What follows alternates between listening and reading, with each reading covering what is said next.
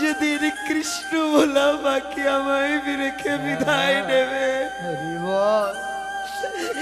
সেদিন তোমাদের কাছে একটাই নিবেদন, আর কিছু চাই না। কি একবার তোমরা দয়া করে, একবার কৃপা করে কোন কর্ম করবে জানো? মহাজন বললে, ওরে আমি যেদিন যাব চলে তোমাদেরই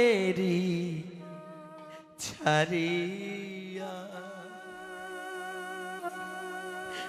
চন্দনেরই